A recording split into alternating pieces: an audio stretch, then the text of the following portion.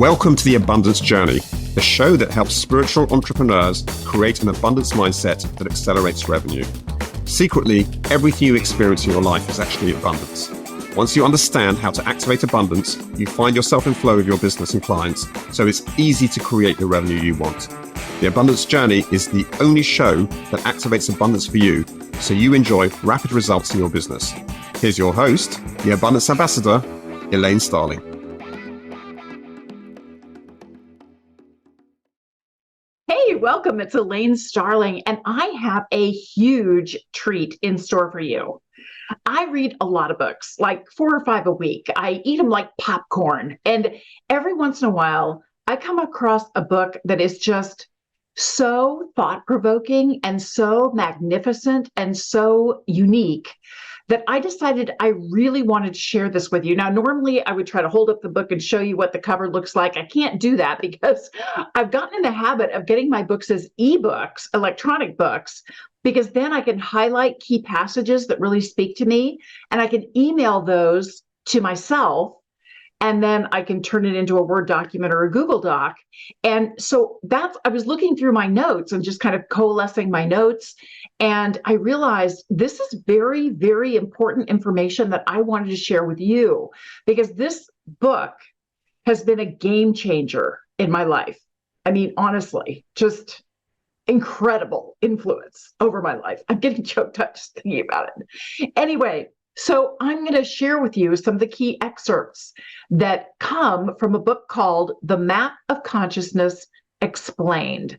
And this is by Dr. David Hawkins. He was a noted psychiatrist. He ran a big medical organization for years, and he was incredibly spiritually aware. He wrote several different books. Unfortunately, he passed in 2012.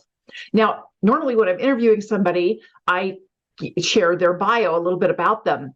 And I wanted to share David's unique perspective. In the very beginning of the book, his wife is talking about David and kind of what his experience was like and what his demeanor was like.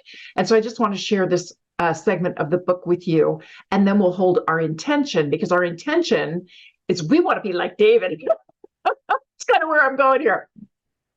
So she says, the presence itself is all that's here in this moment, is how David Hawkins began his day-long lecture at the Institute of Noetic Sciences in 2003.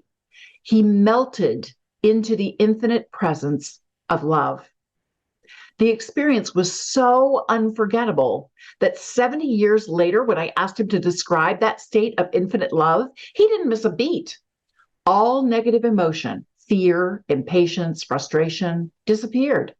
Instead, there was only the radiance of infinite, timeless, everlasting, all-encompassing love, which was not different than the reality of what I was, what I am.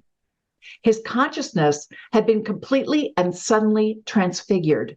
The mind and its mental patterns were gone forever, replaced by the presence, an infinite, all-encompassing awareness, which is radiant, complete, total, silent, and still. A peaceful inner silence prevailed, as there were no images, concepts, or thoughts. In fact, there was no person left to think. All separateness between him and others dissolved, and he saw the same beautiful, timeless perfection in everyone around him. A radiance shines forth from everyone's face. Everyone is equally beautiful. In this state of non-duality, each living thing is aware of every other, and all things are interconnected and in communication and harmony by means of awareness and by sharing the basic quality of the essence of existence itself. Nothing is better or worse, higher or lower than anything else. All sentient beings are equal. All things are intrinsically holy in the divinity of their creation. In other words, existence itself is the embodiment of the divine. You existing is the divine in action. All your trials and tribulations are what he's covering in the book, The Map of Consciousness, and The Map of Consciousness Explained. Now, we're going to hold an intention in just a minute. And what I want for this intention, what I want for all of us, is to set the bar high and really have that same level of awareness that David had when he had that incredible epiphany. And all of a sudden, all of the random, hamster wheel thoughts were quieted and silenced. And instead, he just felt a complete union with the presence, was what he called the divine or God. He felt that embodiment, and it's like he saw through his eyes were the eyes of God, and he saw everyone around him and every experience as perfect, exactly as it was. He felt no need to change it, no need to criticize or condemn or judge, and everything became the embodiment of love. I mean, how magnificent is that? So as I was reading this book, I just got this vision that it's like my thoughts are these boats floating along on a sea of love. And my job is to notice the love more than I notice the thoughts. That's my job, because everything is love, and everything I can experience, everything is love, but I have to be the one to experience it. It's not an outside thing that I go, oh, that's loving. No, it's that inside, I know I am love, and everything I experience is love. And it's up to me to choose to experience everything as love. So that's what I want our intention to do for us. So hang on for just a moment, and I'm going to share the intention with you, and then we're going to hold it for 78 seconds. Now, intentions are incredibly powerful. Intentions are basically activating your unconscious mind, your non-conscious mind. It's like watching for shooting stars. You're activating your peripheral vision, so you tune in to subtleties that you might miss otherwise. And I'm going to share some excerpts from the book that are so profound and so powerful that I don't want you to miss anything. So by stating the intention, we're actually tuning you to a higher level of consciousness so that it shifts your experience and you're able to absorb, understand, and embody so much more than ever before. That's the whole goal. Okay, so hang on 1 second. We're going to hold the intention. I will state the intention, and then we'll hold it for 78 seconds.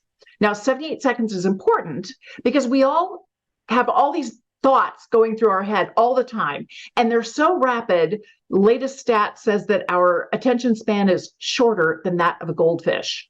So naturally, the divine, all of the angels, God is looking at us and seeing all this rapid moving action between our ears. And it's like, okay, well, we aren't going to support you until you really focus, until we know what you want, because you're changing all the time. You're thinking about all kinds of different things.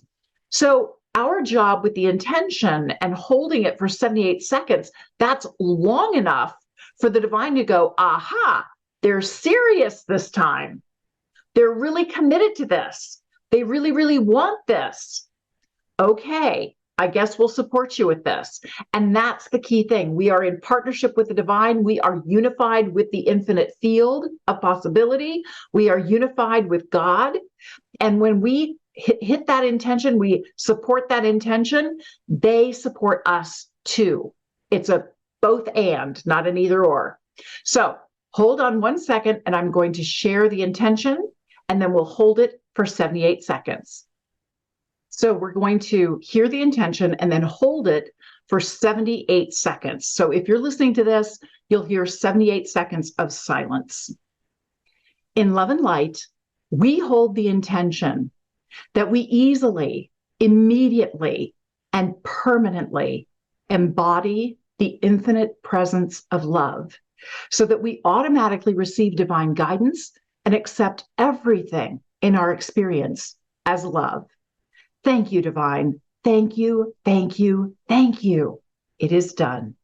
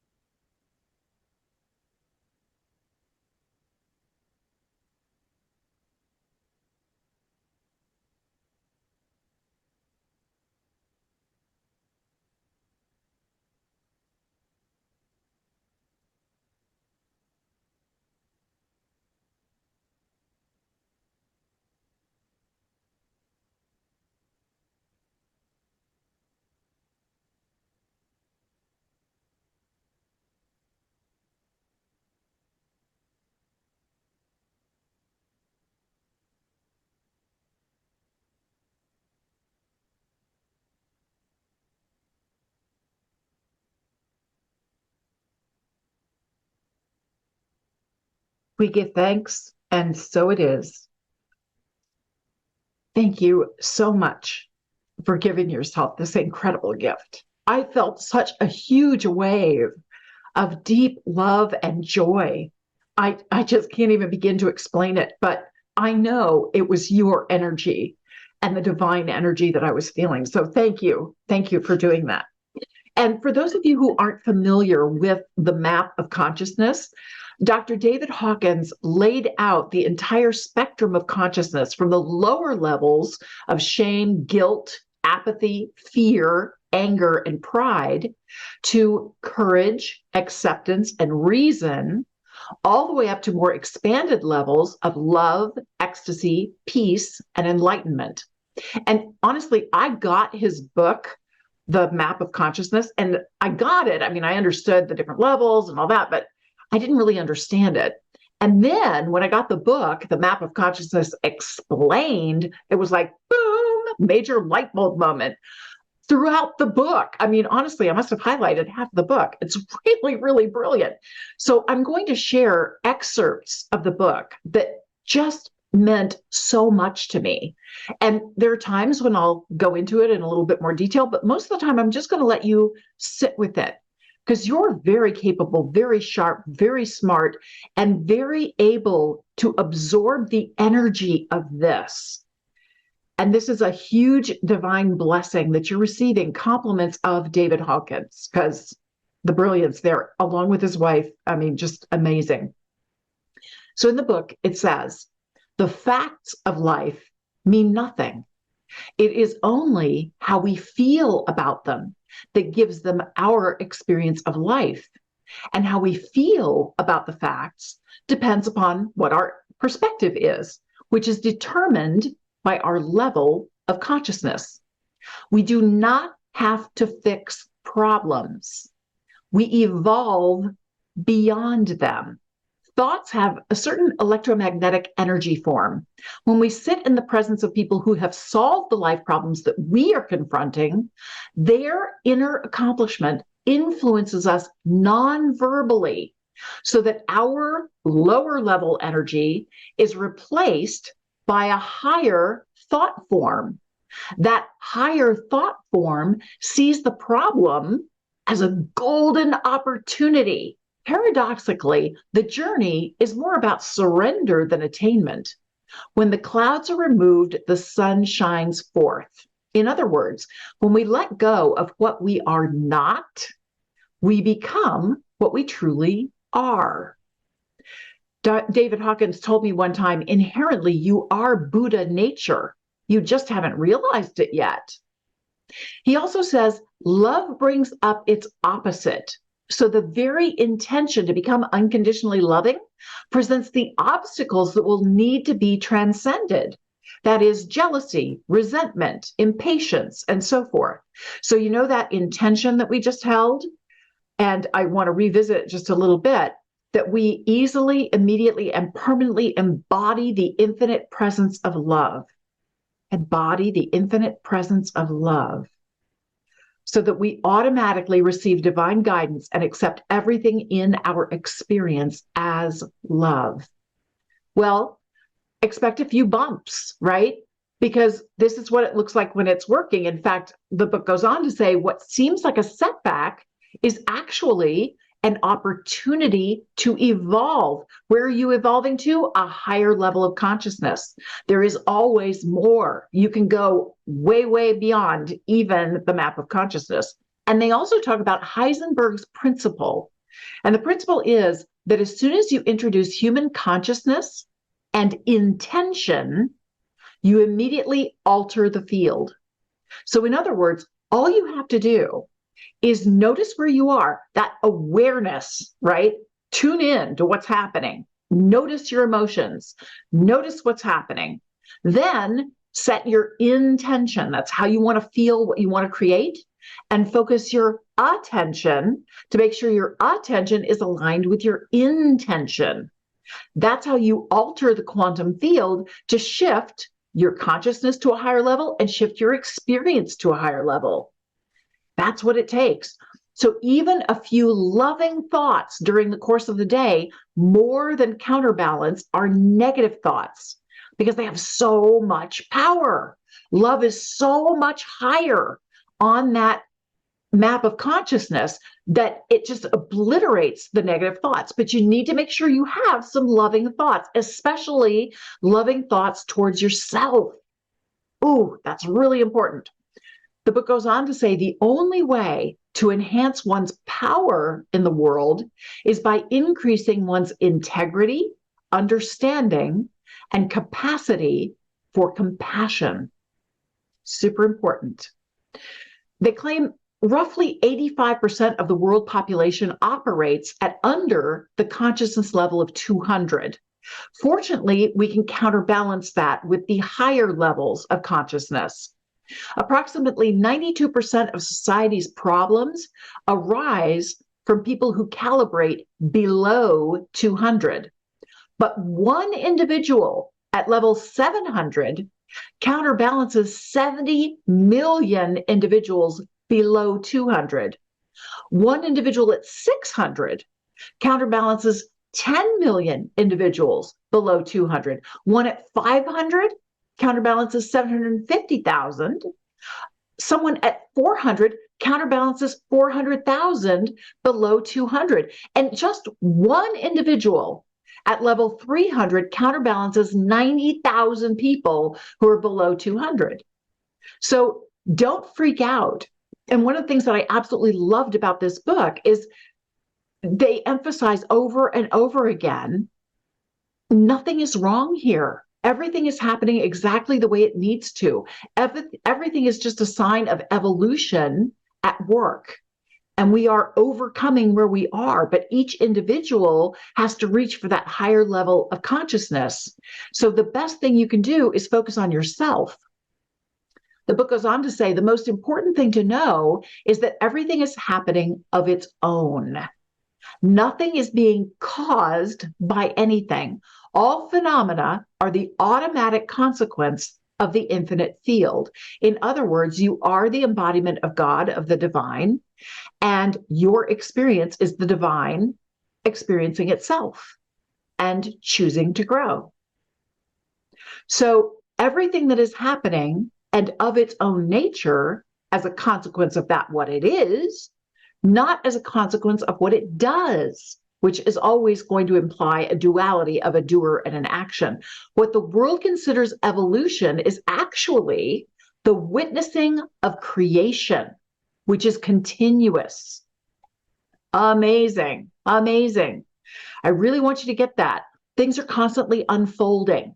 And you don't have to be in charge of everything. You don't have to understand everything. You don't have to know how everything works. You can tap into what already exists, and you can focus on yourself and improving yourself by really being clear on your intention. In fact, I loved what the book says about intention. Within the field, which is the field of consciousness, the field of infinite potentiality, within the field, potentiality is actualized by intention. The field is so powerful that if one continuously holds a thought, it will emerge. Therefore, intention is all powerful. Intentions come out of the etheric body, not from the ego mind, which is what the Newtonian paradigm of causality would have you believe. But the movement has already happened by the time you decide you're going to move. See, perception, we've actually been able to measure when you have the thought versus when before you're aware of the thought. Perception is 0.001 second behind what the essence is. So you already have the awareness of it before you think of it, 0.001 seconds. Isn't that interesting? But what's really funny is the ego goes, oh, I knew that. But it's really a shock to the system when the ego's monitoring stops and the awareness and experiencing are simultaneous.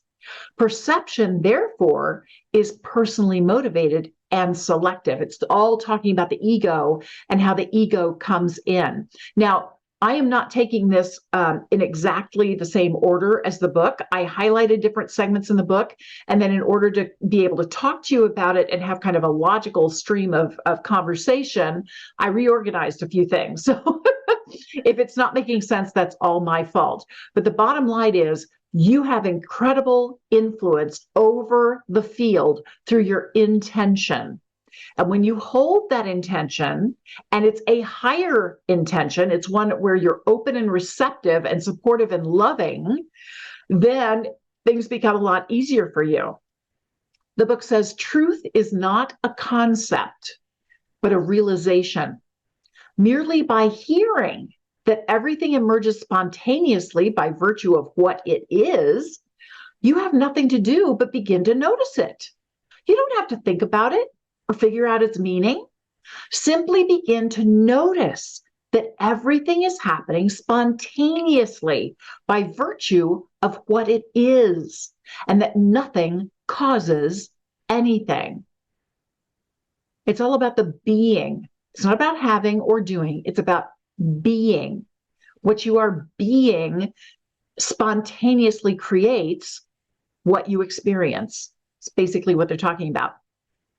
Except that whatever is being expressed on the physical level, to look within our own consciousness to see what's being brought to our attention, and to see whatever is occurring in our lives is for the purpose of healing.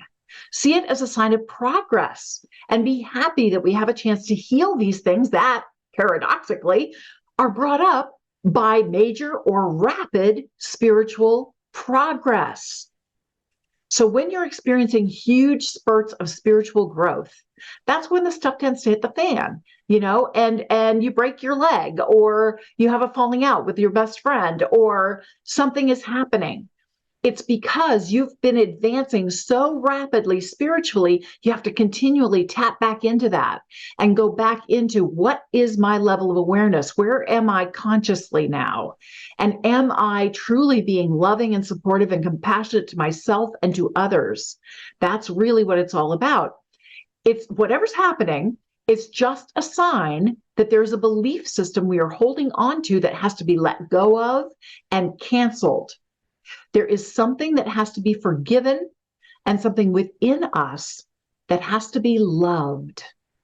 We thank our illnesses because they've brought to us that willingness and acceptance to move into the field of lovingness and the joy of realizing now, out of compassion, that this is how the body brings about self-healing. So say to yourself, I am a person who once thought that, but I am only subject to what I hold in mind. I am an infinite being, and I am not subject to diabetes. I am not subject to cancer. I'm not subject to this broken leg. I'm not subject to whatever it is you want to heal from. And that can also be this emotional overwhelm, this upset, this rift in my relationship. Whatever it is that's bothering you, I am an infinite being, and I am not subject to this situation or circumstance. As you advance spiritually, the perception of the body shifts, and it now seems to be like a puppet or a pet. This shift of perception is from I am the body to I have a body. It becomes progressively obvious that the body is not experiencing itself at all. On the contrary, it is the mind that is experiencing the body. Without the mind, the body can't be perceived at all. In fact, the body doesn't have any sensation. Only the mind is capable of that function. I am the mind that experiences the body, not the body. There eventually comes the awareness. I am not the mind either. I am that which witnesses and experiences the mind, the emotions, and the body.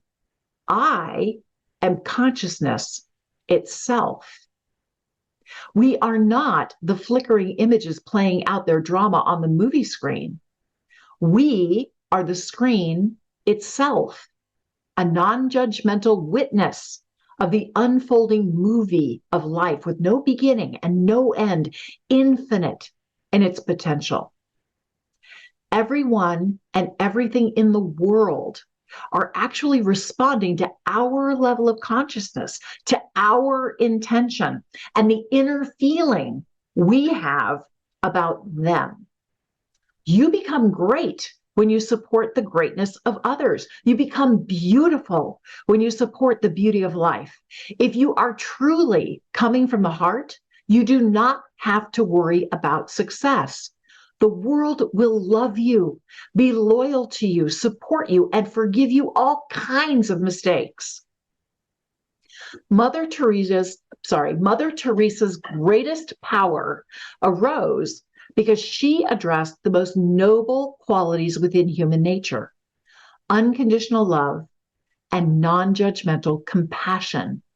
She exhibited the heart of all hearts, even though she was small, wizened, hunched over, and with no money or possessions of her own. There was a long waiting list to join her. As a matter of fact, people had to go through an 8-year period of trial, tests, and hard work in service to see if they even qualified to join her organization. It was because of her alignment, commitment, dedication, and personal sacrifices that reached a level that can only be described as devotion. When someone dedicates their life to carrying out the principle of a universal truth, that person becomes magnetic. They develop the power of attraction. What they have and what they do are secondary to what they are.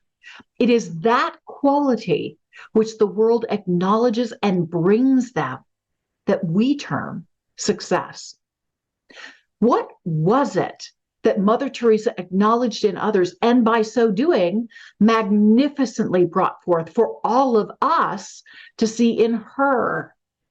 What she ministered to and acknowledged was the intrinsic truth of human dignity, worth, value, nobility, lovability, and greatness.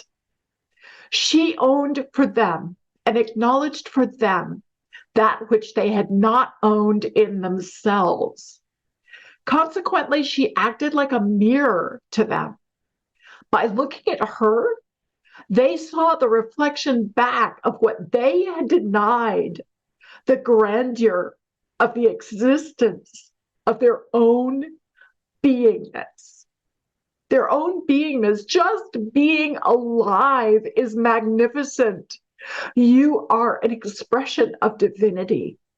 Own that and celebrate who you are. True success comes as the automatic consequence of aligning your life with high power energy patterns and following certain steps. True success is not just about a job, a business enterprise, or money in the bank. It's about who you are as a total person, an energy field that inspires, uplifts, and beautifies, no matter what you're doing. True success stems from being aligned with the energy of life. True success stems from being aligned with the energy of life. Wow. Obviously, I was incredibly moved by this book, and I'm going to be rereading it many, many times. I took lots of different notes in the book. I only shared a portion of them with you here today. I hope you get a copy. I'll make sure that there's a link in the show notes so that you can get your own copy. And I would love to chat with you about the biggest takeaways you've had from what we've shared here today. And I hope that you accept this intention as your new reality. You are the embodiment of infinite love. And as that beingness, you get to experience everything in your life as love. Thank you for joining me. Stay tuned because we're going to activate abundance in just a minute.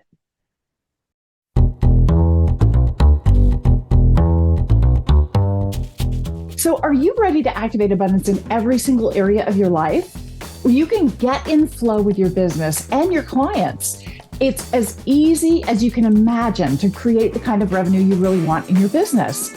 You can join me for the Abundance Journey 6-week training and coaching program that help you turn your problems into prosperity. Just visit theabundancejourney.com to sign up for our next adventure. Wow, I have a tough task to try to find just one thing that I want to activate because honestly, this book has so much going for it. And I shared a lot of really important concepts with you today. I'm super grateful. Step one, super grateful to Dr. David Hawkins for coming up with this whole idea of the map of consciousness and all these different levels of consciousness. Because just being aware that that exists and you can kind of figure out where you tend to hang out, and you can always increase your level of consciousness. You have the opportunity to grow. And every time you grow, it's like each level of the map of consciousness is its own world.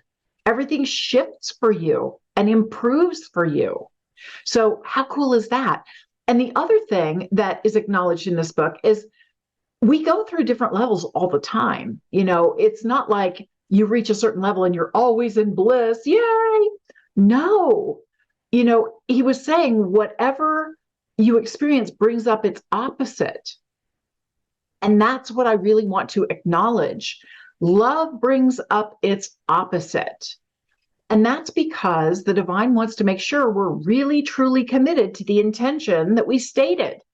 You know, it's all very well and good to say you want to drive from Los Angeles to Miami.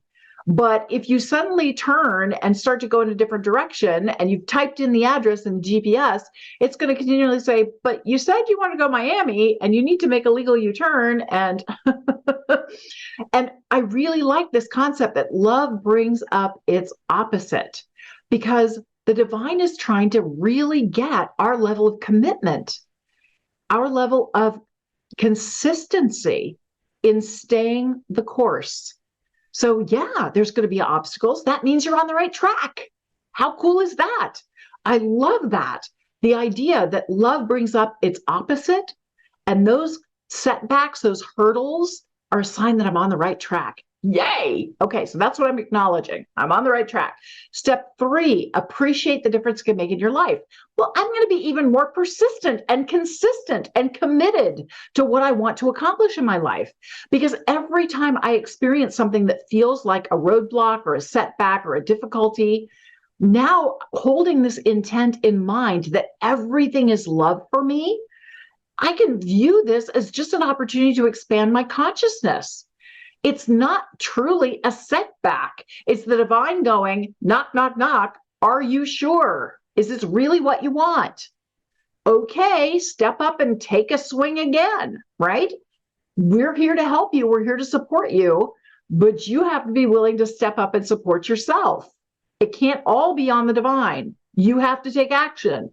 As long as you're continually taking committed action towards your intention, we're with you in lockstep, helping guide you and helping open opportunities and possibilities. But you have to keep going. Okay. So I'm totally aware of that now, and I'm going to own that. Step 4 is to activate abundance. And we've got 3 different ways to do that. Take out a calendar and actually schedule time to do it. Come up with a little trigger, a physical trigger, like crossing your fingers, so that you remember every time you cross your fingers, whenever you feel that tension of resistance, then you know this is just the divine getting you to recommit to your intention. And it's a sign that you are on the cusp of spiritual expansion. You're just about to leap into another level, a higher level of consciousness. How cool is that? So instead of it feeling like, oh, it's slowing me down and pushing me back, I get to lean into it and get excited about it and delighted with it. So I can do a physical trigger, or I can declare what I'm going to do. And I'm going to declare to you that I truly am viewing everything in my life as a loving opportunity, an opportunity to love myself more, acknowledge myself, appreciate myself, be grateful to myself. And by filling myself up with that, it overflows, and everyone around me gets to experience how wonderful they are. And hopefully they fall in love with themselves too. So I'm declaring to you that I'm viewing every obstacle as a sign of love and spiritual growth.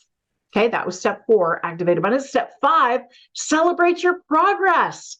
This is what it looks like when it's working. Okay, it is a zigzag.